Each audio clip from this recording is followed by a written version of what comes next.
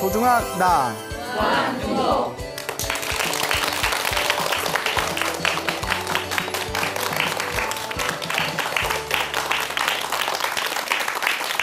예, 만나서 반갑습니다. 예, 광우 스님이라고 합니다. 여러분, 이제 부처님 오신 날이 바로 코앞으로 다가왔습니다. 저희 부처님 가르침이 담겨져 있는 경전에는 이런 유명한 이야기가 있습니다. 이번 생에 사람으로 태어나기 어렵고 부처님의 법을 만나기 어렵다. 그래서 부처님의 법을 만나는 것을 희유하다고 표현합니다. 희유라는 것은 요새 말로 하면 기적이다. 아주 놀라운 특별한 일이다라는 의미가 담겨져 있습니다. 그래서 이 지구상에는 수많은 사람들이 살고 있지만 똑같이 사람으로 살면서도 불법을 만나는 사람들이 있는가 하면 전혀 부처님 가르침을 알지도 못하고 부처님 법을 만났어도 그 부처님 법을 피해가는 사람들이 있습니다. 그래서 이번 생에 사람으로 태어나고 부처님의 법을 만난 이번 생에 우리의 삶을 전생에 내가 복을 많이 짓고 또 성근이 있어서 이번 생에 부처님의 법을 만날 수 있었구나라는 그런 고마운 마음을 가지시고 우리 불자 여러분들 부처님 오신 날을 맞이해서 더 복을 짓고 선업을 짓고 공덕을 쌓고 수행하는 진정한 불자의 삶을 살아가시기 바랍니다. 자, 그런 의미로 제가 질문 하나 여러분에게 드리겠습니다. 연등 달았어요? 예? 부처님 오신 날엔 반드시 무엇을 단다? 예, 불자라면 연등을 달아야 됩니다. 예, 그래서 연등, 부처님을 생각하면서 부처님 오신 날을 찬탄하면서 가족 이름으로 연등 하나 다는 것도 바로 무엇을 짓는 거다? 복을 짓는 거다라는 거 꼭 명심하시길 바랍니다. 자, 그래서 오늘은 또 부처님 오신 날이 또 코앞이고 하니까 부처님의 위대한 가르침과 관련된 재미있는 비하인드 스토리, 어떤 그런 스토리텔링을 여러분들에게 또 재미나게 제가 알려드리고자 합니다. 그 부처님 당시에 있었던 일입니다. 이 부처님 당시에 아주 불심이 깊은 부자가 있었습니다. 돈이 어마어마하게 많았대요. 부럽죠? 아주 불심이 깊은 부자가 있었는데 여러분, 부자도 부러워할 게 못 되는 게 부자라고 다 마음 편하고 속 편한 건 아닙니다. 예, 또 우리 주변에 보면 뉴스 같은 데 보면 돈은 많아도 참 이 지방골 보면 갑갑해가지고 누구라고 말을 할 수 없고 하여튼 별의별 일들이 다 일어나지 않습니까? 근데 이 부자도 돈은 엄청 많은데 항상 마음 한구석에 당신의 걱정 하나가 있는 거예요. 그게 뭔고 하니 아들이 하나 있는데 아들이 부처님의 가르침을 전혀 믿지도 않고 그렇다고 뭐 복을 짓거나 어떤 올바른 그런 삶을 살아가는 그런 젊은이가 아니었습니다. 그러니까 아버지가 이 아들을 볼 때마다 너무나 답답한 거예요. 우리가 행복한 일도 나쁜 일도 다 누가 지은 업인데? 내가 지은 업인데 내 아들은 전혀 선업이나 공덕이나 복을 짓지 않는구나. 부처님이 옆에 계셔도 부처님 법문을 들을 줄도 모르고 스님들께 공양을 올려서 복을 지을 줄도 모르고 저렇게 살다가 다음 생에는 지금보다 더 안 좋은 세상에 떨어지게 될 텐데 어떻게 해야 내 사랑하는 아들을 부처님의 제자로 만들고 복을 짓게 하는 그런 훌륭한 불자로 만들 수 있을까? 항상 그게 가슴에 걸려 있는 거예요. 근데 아들이 말을 더럽게 안 듣는데 이름부터 잘못 질렀어. 이름이 깔라야, 깔라. 이름이 깔라예요. 이름부터 깔라. 예? 깔라. 술 마시면 깔라 되고 그러니까 말을 안 듣는 거예요. 예, 그래서 사람은 이름도 좀 잘 지어야 됩니다. 그래서 이제 그 깔라라 아들한테 아버지가 고민하다가 내 아들이 돈을 좋아하니까 돈을 줘서 꼬셔야겠다. 그래서 이제 아들을 불러서 얘기합니다. 아들아, 그러지 말고 네가 절에 가서 팔관제기를 하루 동안 팔관제기를 지킨다면 너에게 100냥의 내가 선물을 주겠다라고 이야기를 하는 거예요. 그래서 팔관제계라는 것은 제가 신자가 그러니까 불자가 1번 불자가 당시 인도 불교에서 한 달에 6번 동안 이 제일이라고 해가지고 자기의 몸과 마음을 다스리는 특별한 날이 있었어요. 한 달에 6번 몸과 마음을 다스리는 이 특별한 날을 전문 용어로 제일이라고 불러요. 제일. 제자가 다스리다 뭐 이런 뜻이 있거든요. 제자, 제일. 그래서 뭐 천도제 할 때, 49제 할 때 제자.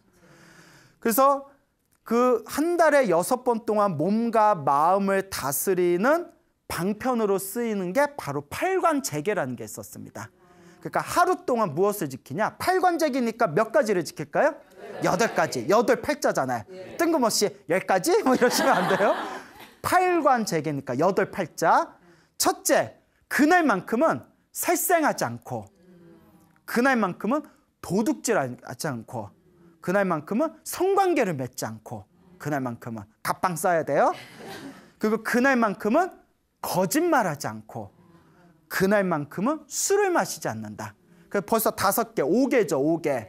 살생하지 않는다, 도둑질하지 않는다, 성관계를 맺지 않는다, 거짓말하지 않는다, 술 마시지 않는다. 그것도 이제 몇 개가 남았어요? 3개가 남았죠. 하나가, 나머지 이제 3개 중에 하나가 높은 화려한 침상에서 자지 않는다. 그러니까 그날만큼은 검소하게, 그러니까 딱딱한 바닥에서 자는 거예요. 그러니까 몸과 마음을 검소하고 소박하게 내려놓는 기간이에요. 그날만큼은 화려하고 높은 침상에서 자지 않는다. 또 하나는 몸에 향을 뿌리지 말고, 몸에 아름다운 액세서리, 장신구를 하지 말고, 춤추거나 노래 부르는 걸 보거나 듣지 않는다. 그날만큼 몸과 마음을 완벽하고 검소하고 소박하게 다스리는 날이에요. 그 다음에 마지막 남은 하나가 점심 이후에 그 다음 날 아침까지 아무것도 먹지 않는다. 그 오후불식이라고 해요. 요새 유행하는 간헐적 단식. 예. 몸과 마음을 비우는 시간이에요. 그러니까 나를 위한 디톡스의 시간. 예. 자, 기억나시죠? 예. 디톡스도 알아요? 예. 나를 어떻게 디톡스를 사람을 먹어? 자, 이제 그래서 살생하지 않고, 도둑질하지 않고, 성관계 맺지 않고, 거짓말하지 않고, 술 마시지 않고, 높고 화려한 침상에서 자지 않고, 몸에 향 뿌리거나 장신구를 하지 않으면서 사람들의 그 춤추거나 노래 부르는 걸 보지 않고, 그 다음에 마지막에 오후불식, 점심 이후에는 다음날 아침까지 그날만큼은 아무것도 안 먹는 거예요. 그러니까 음료수 정도 먹을 수 있대요. 예. 이 팔관제기를, 네가 팔관제기를 부처님 법문을 듣고 팔관제기를 하루 동안 지키고 오면 내가 얼마를 주겠다? 100냥을 주겠다. 그 아들이 뭐라고 하겠어요? 콜! 막 이래서 아버지 지키셔야 돼요. 그 랄랄랄라 돈 벌잖아요. 그래서 랄랄랄라 이제 절에 가요. 절에 갔는데 어디서 윙 소리가 나요. 휴대폰이에요, 휴대폰. 휴대폰을 꺼내. 그 친구한테 문자가 온 거예요. 오늘 클럽에서 놀자. 클럽에서 놀자. 그러니까 아들이 나 오늘 안 돼. 아, 왜? 나 절에 있어. 대박. 네가 웬일이야? 돈 벌려고 왔어? 뭐 이러면서. 그러니까 순수한 마음이 아니라 돈 벌려는 마음으로 절에 온 거예요. 그래서 절 와서 팔관제계를 지키긴 지켰는데 부처님 법문은 듣지 않고 그냥 뒤에 가서 법당대에서 하루 종일 잠만 잤대요. 그러니까 잠만 자도 8가지는 지킨 거잖아요. 살생 안 하고, 그렇잖아요. 밥 안 먹고, 거짓말 안 하고. 그러니까 부처님 법문은 안 듣고 잠자면서 8가지 지키긴 지켰답니다. 그래서 집으로 딱 왔어요. 아버지가 너무나 기뻐하면서, 그러니까 전에 이제 바로 전날에 점심 이후에는 아무것도 못 먹었을 거 아니에요. 아버지가 손수 막 우유죽 끓여주고 막 이렇게 밥을 주면서 아들아 먹어라. 근데 아들이 안 먹어요. 아버지 계산부터 하셔야죠. 아들이 계산부터 하셔야죠. 아버지 아마추어도 아니고 우리 이러면 안 됩니다. 계산부터 하세요. 그러니까 역시 부자의 아들은 달라. 이제 돈에 밝아요. 그 아버지 이제 또 기쁜 마음으로 딱 100냥을 주니까 100냥을 꼭 붙들고 밥을 맛있게 먹는 거예요. 그 아버지가 일단 이제 시작이 반이라고. 그래서 아버지가 뭐라고 하냐면 아들아 절에 가서 부처님 앞에서 법문을 들어라. 부처님 법문을 들어서 부처님 법문 중에서 한 구절, 딱 한 구절, 한 개송이라도 외우고 오면, 외우고 이해하면 내가 천냥을 주겠다. 야, 왜 이렇게 감정이입하세요? 예? 천냥을 주겠다. 야, 이런 게 어딨어. 이런 게 어딨어요. 그래서 내가 천냥 주겠다 하니까 아들이 아버지. 예, 그렇죠. 콜이죠. 콜. 아버지, 제가 꼭 외워가지고 오겠습니다. 그 이제 룰루랄라 부처님 법문 시간에 딱 가가지고 그것도 어디에 앉아? 맨 앞에 앉는 거예요. 야. 그래서 우리 이런 얘기 있잖아요. 뭐니 해도 뭐가 최고다? 머니가 최고다. 그러니까 사바세계도 돈이 최고야.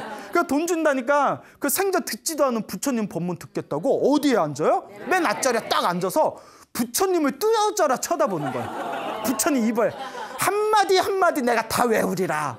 그 부처님 딱 앉아서 법문을 하는데 아니 웬걸? 웬 놈이 앞에 딱 앉아가지고 평소에 절에도 안 오던 당신하고 친하게 지낸 그 부자의 아들인 거예요. 그 부처님이 이제 그거 다 꿰뚫어 보실 거 아니에요. 부처님은 아세요, 모르세요? 다 알잖아요. 그때 부처님이 그 아들 깔라를 다 보시고 아, 때가 왔구나. 뭐가 왔구나? 저 깔라가 깨달음을 얻을 수 있는 씨앗을 심으러 왔구나. 그리고 부처님께서 깔라에게 신통을 겁니다. 신통을 걸어요. 무슨 신통을 걸었냐? 아무리 부처님이 법문을 하는 걸 들어도 한 구절도 외우지 못하도록 신통을 겁니다. 야, 부처님 너무하다. 야, 천냥벌로 건 사람한테 이거 우리 악취미라고 하죠. 악취미. 예? 부처님 왜 그러셔? 신통을 걸어버리세요. 예? 그래서 부처님이 법문을 하는데 똘망똘망한 깔라가 아무리 부처님의 법문을 들어도 외워지지가 않는 거예요. 하나라도 외워야 가서 천냥을 받을 거 아니에요. 왜 안 외워지지? 왜 안 외워지지? 왜 안 외워지지? 그래서 그 천냥, 역시 돈이 최고예요. 어떻게든 돈을 벌겠다는 마음으로 온몸에 힘을 다 써가지고 태어난 이래 최고의 집중력을 발휘해서 부처님의 말씀 하나하나를 끊임없이 집중합니다. 하나라도 외우려고. 자기가 신통에 걸린 거 모르고 듣고 또 듣고 막 이를 악물면서 듣는 거예요. 왜 안 외워지지? 왜 안 외워지지? 그래 뭐 누가 이기나 한번 보자 하고 계속 이제 듣다가 생각해 보세요. 돈 벌려는 마음으로 듣지만 최고로 집중해서 듣는 거잖아요. 듣다가 깨달음을 얻어버려. 깨달음을 얻어버려. 그냥 계속 듣다가 부처님 법문이 끝날 때쯤에 외워도 안 외워져서 끝날 때 다 됐다.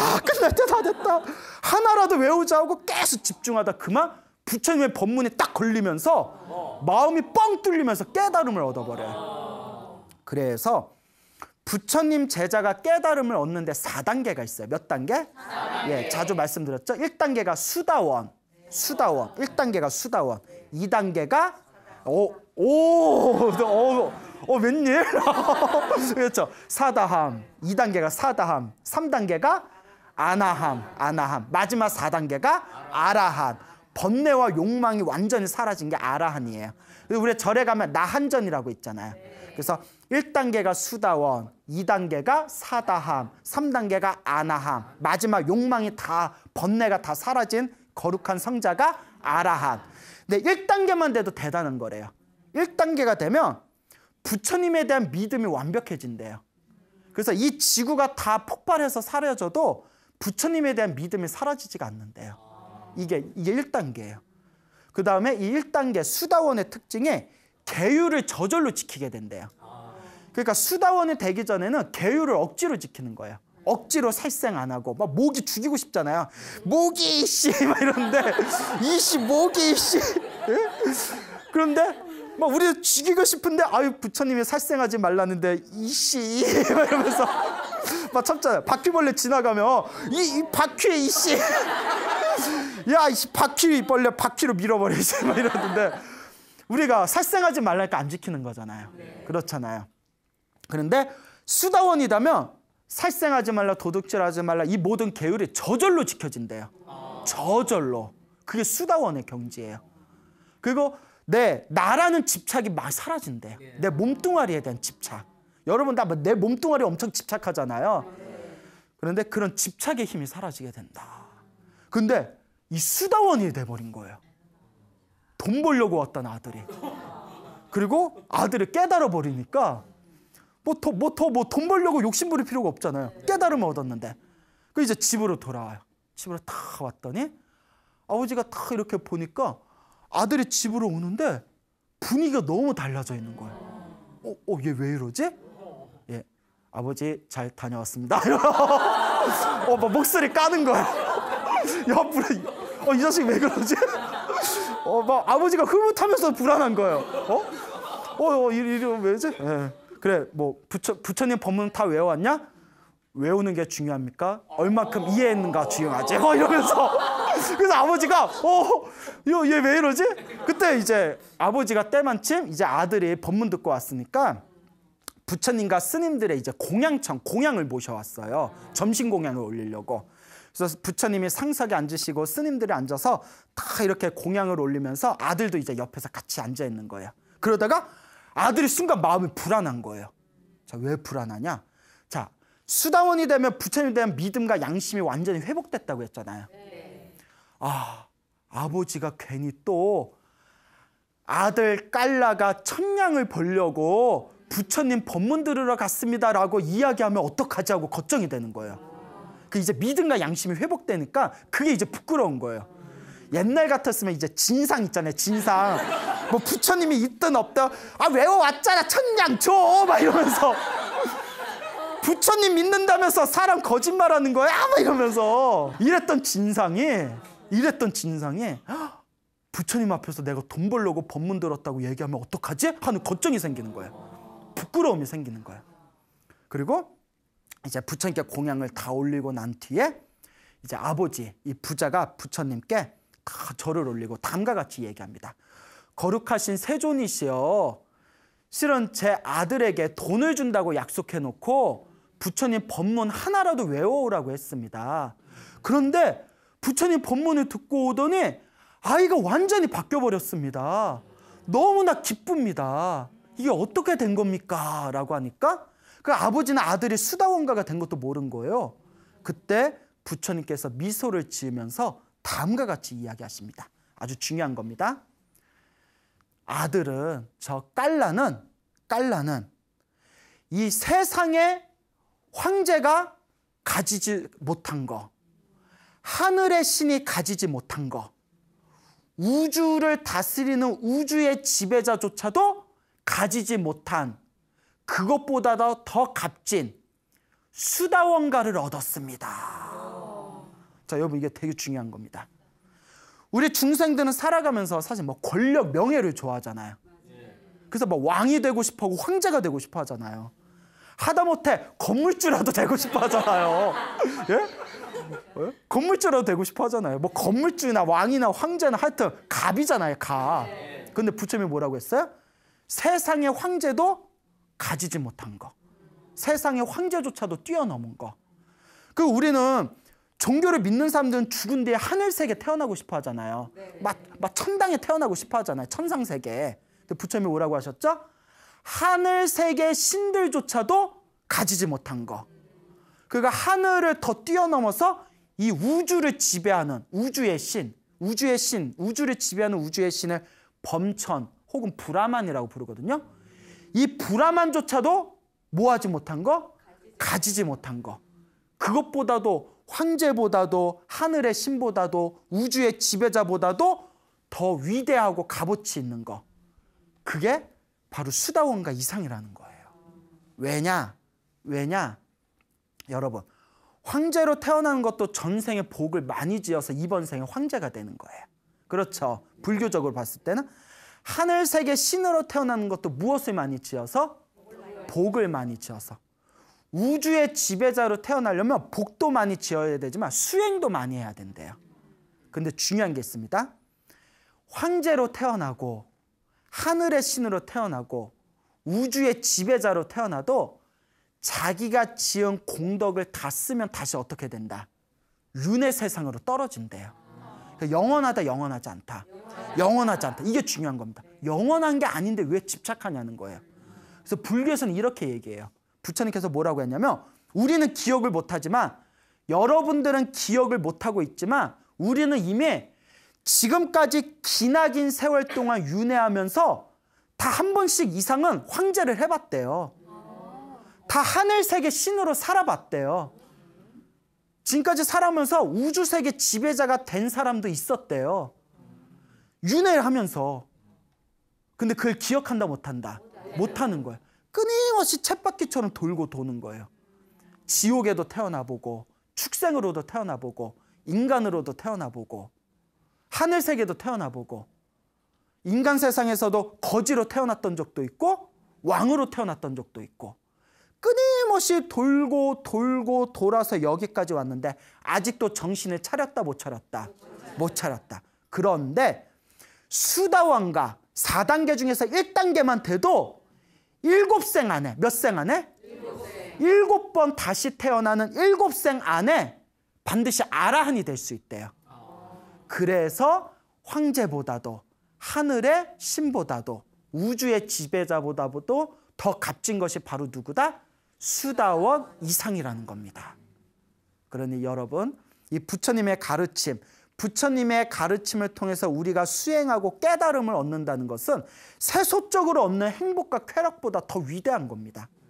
만약에 부처님의 법을 수행하는 불자가 깨달음보다도 아직도 세속적인 쾌락, 세속에서 더 즐기고 싶고 누리고 싶고 갑질하고 싶고 더 세상에서 더 무언가 행복과 쾌락과 즐거움에 집착하는 사람이 있다면 아직 진정한 불자가 아니에요. 불자예요. 뭐라고요? 불자예요. 아직은 불자가 아닙니다. 아직은 수행자가 아니에요.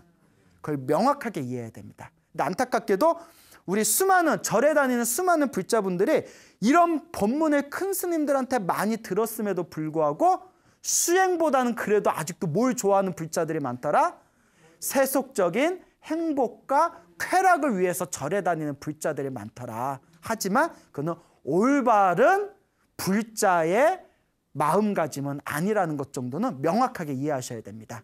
진정한 불자라면 이 생사윤회에서 벗어나는 이 깨달음의 길을 묵묵하게 닦아 나가야 진짜 부처님께서 세상에 오신 뜻이라는 것을 명확하게 각인하시길 바랍니다. 알겠죠? 네. 자, 또 부처님 당시에 산띠따라는 장관이 있었어요. 산띠따라는 장관이 있었는데 산띠따, 산이 띠따 커. 산이 있는데 띠따 커. 그래서 저 띠따 큰 산처럼 큰 인물이 되라해서 이름을 뭐라고 줬다? 산띠따. 예. 그래서 장관이 됐어요. 예, 그 이름을 잘 줘야 돼요. 이 산띠따라는 장관이 이제 그 나라 국경 근처에 큰 반란이 일어나가지고 그 반란군을 이렇게 제압을 해서 안정을 시킵니다. 그 왕이 너무나 기뻐가지고 왕이 큰 선물과 재산을 내려요. 그리고 전쟁에서 돌아왔으니까 먹고 즐기라고 춤 잘 추고 아름다운 여인, 무희라고 하죠. 춤추는 여자. 무희를 또 이렇게 선물로 줍니다. 그 무희 또 뭐 그런 거 있잖아요. 진짜 인도 미인들의 엄청 뭐 예쁘다 뭐 이런 얘기가 있잖아요. 그 왕이 선물한 무희면 얼마나 예쁘겠어요. 그래서 산띠따가 쏙 빠진 거야. 예, 남자들은 똑같아. 예, 쏙 빠졌어요. 그래서 6일 동안 막 잔치를 벌이면서 막 술을 퍼마시고 6일 동안 그냥 막 마셔라 부어라 6일 동안 막 춤추고 띵가띵가.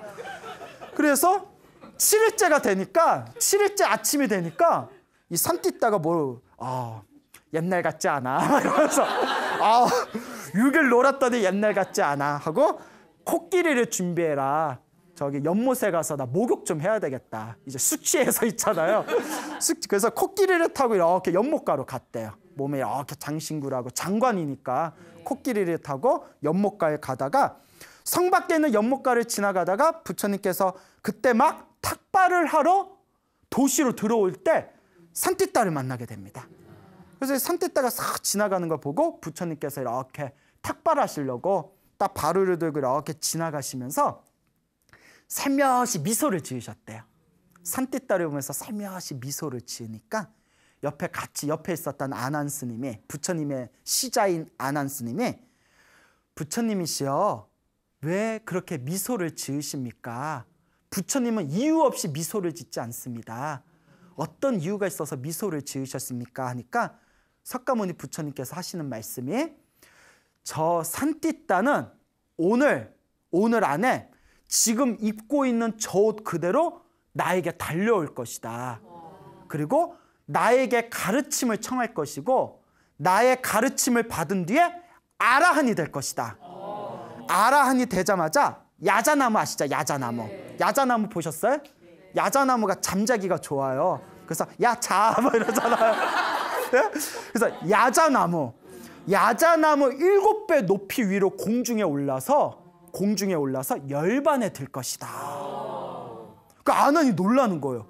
나 아무리 우리 부처님이라지만 무슨 장관이 와가지고 오늘 안에 아란이 돼서 그것도 야자나무 7배 높이로 공중에 허공으로 올라서 열반에 든다니까 내 부처님 말씀을 못 믿는 건 아니지만 이게 몽미? 막 이러고 있을 때 옆에서 사람들이 그 소리를 듣습니다.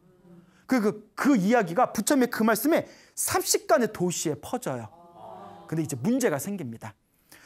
당시에도 부처님을 미워하던 사람들이 있었어요. 다른 종교를 믿고 있던 사람들.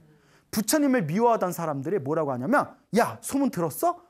부처님의 산띠따에 대해서 예언을 하셨는데 뭐 오늘 안에 산띠따가 뭐 이렇고 뭐 아란이 되고 열반에 들고 야 진짜 허풍 쩔다 막 이러면서 야 쩔어 허풍 쩔어 허세 짱 막 이러면서 야 오늘 우리가 부처님이 계신 곳에 가서 오늘 안에 그 일이 안 이루어지면 허풍쟁이라고 놀리고 허세를 오늘 우리가 잡아내자 하고 우르르 몰려갑니다. 부처님을 비난하기 위해서. 근데 부처님을 싫어하는 사람들이 있겠지만 부처님을 또 존경하는 불자들 있잖아요. 불자들은 그 소문을 듣고 부처님은 위대하신 분이다. 오늘 우리가 이 위대한 광경을 목격하게 되었구나. 우리가 부처님 계신 곳에 가서 오늘 그 산띠따에 대해서 예언한 그 위대하고 경이로운 모습을 우리가 오늘 친견하자 하고 또 우르르 몰려들어요. 삽시간에 부처님께서 공양하시고 앉아 계신 곳에 수많은 사람들이 몰려들게 됩니다. 야 언제 시작해? 오늘 아니래. 오늘 하면 몇 시야? 막 옆에서 팝콘 막 이러면서 막 완전 잔치가 벌린 거예요. 산띠따 장관은 그것도 모르고 이제 연못에 갑니다. 도시 안에서는 자기 때문에 난리 난 것도 모르고 이제 막 목욕을 해요. 목욕하고 막 이제 하고. 여러분 목욕하면 항상 마무리로 뭘 먹어줘야 되죠? 바나나 우유. 바나나 우유. 우리 어렸을 때 목욕탕 가면 꼭 이유도 없이 꼭 바나나 우유를 주시더라고. 많고 많잖아요. 그래서 바나나 우유 목욕 그래서 이제 하고 이제 오늘 약속된 날로 아름다운 동산에서 그 아름다운 쏙 빠졌던 무의가 오늘 춤을 추기로 한 거예요. 그래서 그 동산 약속된 무대 장소에 갑니다. 그 상석 좌석에 딱 앉아서 기다리니까 이제 딱 시간이 돼가지고 그 춤추는 무의가 동산에 마련된 무대에 딱 나와서 춤을 춰요. 춤을 췄는데 우와 몸이 너무 예쁜 거예요. 몸이 너무 아름다운 거예요. 막 우리 S라인 막 이러잖아요. 예? 그래서 뭐 나는 D라인 막 S라인에서 너무 예쁜데 자 중요한 게 있습니다. 몸매가 너무 예쁜데 제가 몸매가 예쁘다는 표현을 썼잖아요.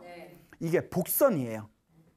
무희가 7일 동안 오늘의 무대를 위해서 아름답고 아주 호리호리한 몸매를 만들려고 7일 동안 굶었대요. 근데 뭐 그렇다면서 우리 무슨 영화제 같은 거 있을 때 여배우들이 드레스 할 때 막 이틀 3일 굶는다면서요. 뭐 인터넷 신문 보니까 그거 굶는다고 하더라고요. 몸매 만든다고. 우린 못해. 우리 나가라고 해도 못해. 나 안 나가고 밥 먹을래 그냥. 7일 동안 굶으니까 그 예쁜 몸매 만들려고 7일 동안 굶어서 춤추다가 복통을 일으킨 거예요. 막 배가 막 쪼이는 거예요. 또 그 있잖아요. 그 가뜩이나 배가 호리호리한데 더 호리하게 보려고 배를 막 쪼인 거예요. 춤추다가 배야 아이고 배야 하더니 눈을 뜬 채 그만 죽어버린 거예요. 급사를 해버렸어요. 산띠따가 놀래가지고 이리 오너라 사람들한테 빨리 이 여자를 살펴봐라. 어떻게 된 거냐 죽었어. 산띠따가 가슴이 무너져 내린 거예요. 눈앞에서 사랑하는 여인이 쓰러져서 죽었잖아요. 제정신이 아니죠. 가슴에 뭐 엄청난 그런 막 슬픔이 복받쳐 흐르다가 이런 걸 이제 우리가 공황장애라고 하죠. 뭐 호흡곤란까지 오는 거예요. 어떡하지? 어떡하지? 나를 위로해 주실 분은 누구밖에 없다? 부처님밖에 없구나. 부처님이 계신 곳이 어디냐? 당장 부처님께 가겠다. 꼭 아쉬울 때 찾아. 가만히 보면 꼭 우리 신도들 보면 꼭 아쉬울 때 찾는다. 뭐 또 맞아요. 평소에 절에 안 오다 꼭 급한 일이 있을 때 부처님 도와주세요. 평소에 절에 안 나오다가 아들 수능 시험 때쯤 되면 부처님 도와주세요. 그러면 안 돼요. 평소에 잘해야 돼요. 나를 위로해 줄 분은 누구밖에 없구나? 부처님밖에 없구나. 그리고 부처님을 향해서 달려갑니다. 부처님에서 막 달려가는데 이미 부처님 계신 곳에는 수많은 구령꾼들이 있는 거예요. 그러니까 사람들 오 막 이럴 거 아니에요. 오 진짜 오네 진짜 오네. 그러니까 장관은 뭐 사람이 있든가 말든가 뭐 공황장애가 왔잖아요. 막 슬픔이 막 가슴에 억누르니까 온몸에 그 오늘 아침에 연못가에 가려고 차림을 했던 화려한 장신구를 그대로 찬 상태에서 부처님께 후다다다닥 뛰어와가지고 부처님께 삼배를 올립니다. 부처님 너무나 괴롭습니다. 부처님 너무나 슬픕니다. 저의 의지처가 되어주십시오. 저의 괴로움을 소멸해 주십시오라고 막 눈물을 흘립니다. 자, 그때 여러분 잘 들어보세요. 부처님께서 다음과 같이 이야기해요. 우리가 이거 잘 유념해야 될 이야기입니다. 그대요, 그대가 지금까지 기나긴 세월 동안 윤회하는 동안에, 기나긴 세월에 윤회하면서 태어나고 죽고 태어나고 죽고 태어나고 죽으면서 그동안 슬퍼서 흘렸던 눈물의 양을 모은다면 저 바닷물의 양보다도 많다. 이번 생만 슬퍼서 눈물 흘렸다는 게 아니에요.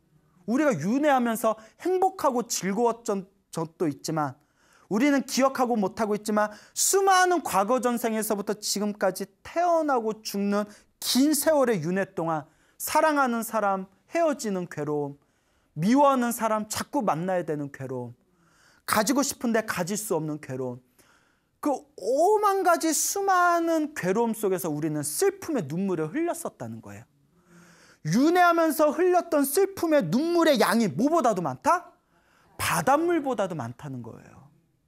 근데 우리는 그걸 몰라. 아직도 정신 못 차리고 아직도 세속적인 쾌락에 집착하고 살고 있다는 거예요. 그대여, 지금까지 그대가 흘렸던 슬픔의 눈물의 양이 바닷물의 양보다도 많다 하면서 다음과 같은 가르침을 내리십니다. 아주 유명한 구절이죠. 지나간 과거를 근심하지 말아라. 오지 않은 미래를 걱정하지 말아라. 지금 현재 이 순간에도 마음에 집착하는 바가 없다면, 지나간 과거도 근심하지 않고 오지 않은 미래도 걱정하지 않고 지금 이 순간에도 마음에 뭐가 없다면, 집착이 없다면 그대는 평온하리라 라는 말 한마디에 산티따가 순간 모든 집착이 부셔져 나가면서 그 자리에서 아라한이 됩니다. 부처님의 예언이 이루어져요. 그때 산티따가 부처님께 다음과 같이 얘기합니다. 아라한, 모든 번뇌와 욕망이 사라진 거예요. 위대하신 석가모니 부처님이시여, 제가 수명이 다하여 이제 열반에 들고자 합니다. 제가 열반에 드는 것을 허락해 주십시오. 깨달은 자가 이 육체의 몸을 벗어서 진리의 세계로 돌아가는 것을 열반이라고 합니다. 제가 열반에 들게 해 주십시오. 그때 부처님께서 다음과 같이 얘기합니다. 나를 허푼쟁이라고 비난하러 온 저 무리들은 이미 기가 꺾였다. 그리고 이 자리에는 나에 대한 믿음이 가득한 사람들이 이 경이로운 광경을 보기 위해서 이 자리에 모였다.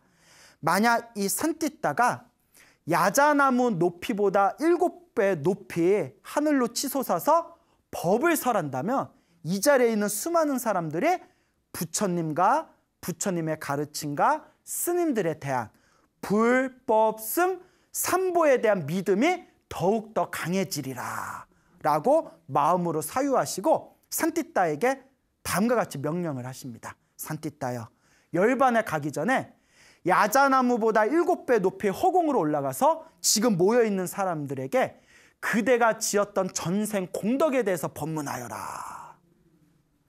순간 산띠따가 부처님 앞에 다 3배로 올리고 나서 야자나무 높이 7배보다 높은 허공으로 몸이 쭉 올라갑니다. 그리고 허공에서 결가부자를 해요. 결가부자 아시죠? 결가부자를 한 뒤에 다음과 같이 산띠따 장관이 전생에 지었던 전생 공덕에 대해서 사람들에게 법문합니다. 이 자리에 모인 불자들이여 내 말을 잘 들어보소 하면서 이 산띠따는 머나먼 과거 전생에 윗바시 부처님 시대 때 신도였대요. 어느 부처님 시대 때? 윗바시 부처님. 윗바시 부처님은 석가모니 부처님을 포함해서 7번째 전의 부처님이세요. 과거 7번째 전의 부처님. 제가 항상 그러잖아요. 과거에도 수많은 부처님이 계셨다고. 석가모니 부처님을 기준으로 과거 7번째 부처님이 바로 어느 부처님이었다? 윗바시 부처님이었다.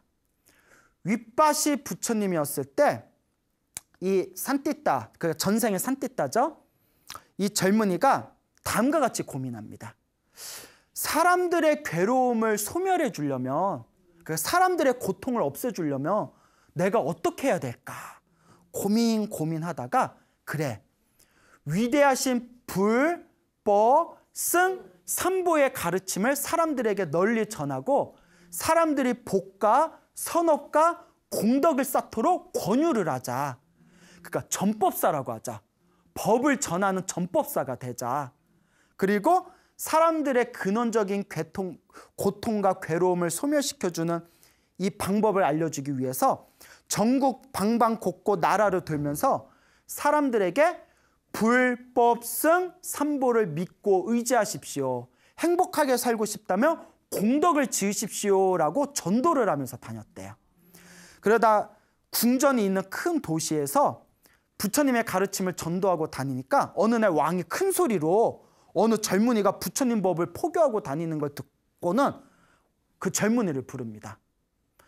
그 아침부터 시끄럽게 고래고래 소리 지르면서 돌아다니는데 뭐하고 있었냐? 그 젊은이가 왕에게 부처님, 위대한 부처님의 가르침을 사람들에게 소개하고 공덕을 지으라고 권유하고 다녔습니다.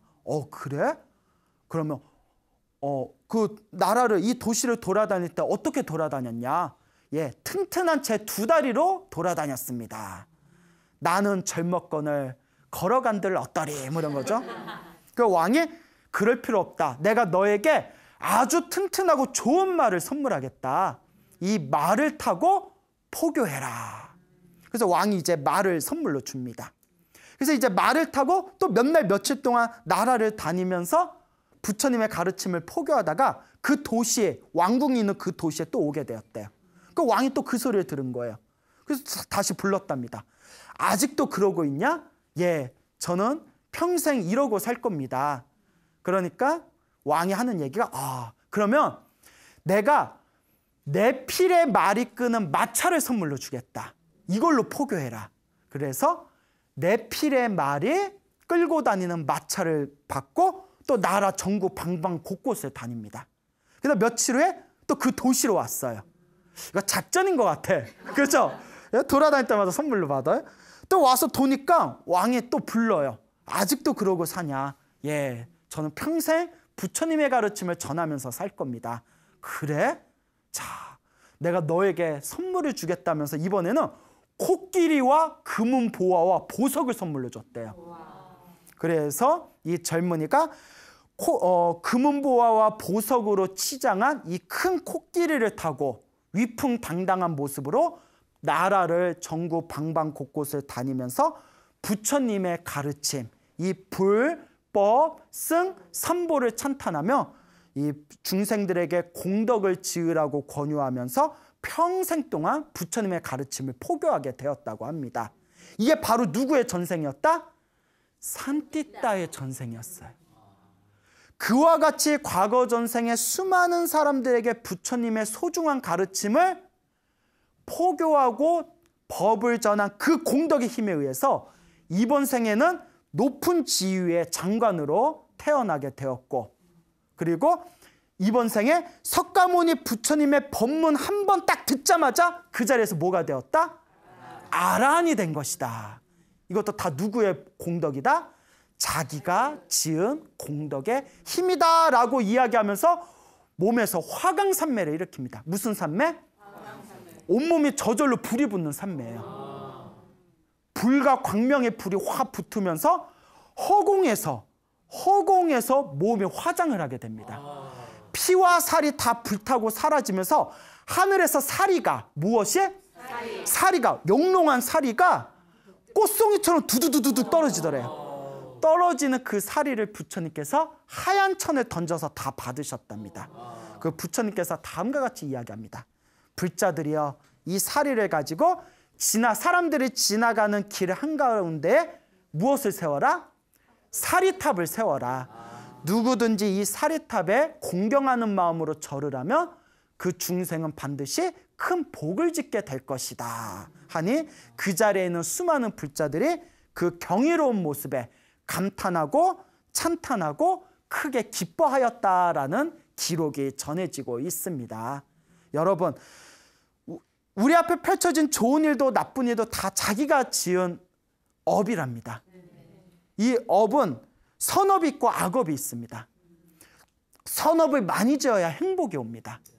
선업 중에서 최고의 선업은 법공양이라고 합니다. 무슨 공양? 법공양. 부처님의 법을 세상에 널리 전하는 법공양이 세상에서 가장 위대한 선업이다라고 부처님의 경전에서 누누이 말씀하고 계십니다. 그러니 여러분, 세상에서 가장 위대한 선업인 법공양을 하려면 제일 먼저 내가 먼저 부처님 법을 잘 배우고 공부해야 됩니다. 그러니 이제 부처님 오신 날을 코앞에 두고 있는 우리 불자님들, 이 부처님 오신 날을 맞이해서 앞으로 부처님의 가르침을 더욱 열심히 공부하고 수행하셔서 부처님의 가르침을 세상에 널리 펼치는 법공양을 하는 진실한 불자가 되도록 매일매일 발언하시길 바랍니다.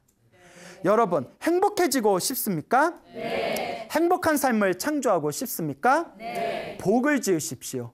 선업을 지으십시오. 공덕을 쌓으십시오. 복과 선업과 공덕의 힘이 여러분들을 진정한 행복의 길로 이끌어 줄 것입니다. 오늘 여기서 마치겠습니다. 소중한 나! 무한 행복!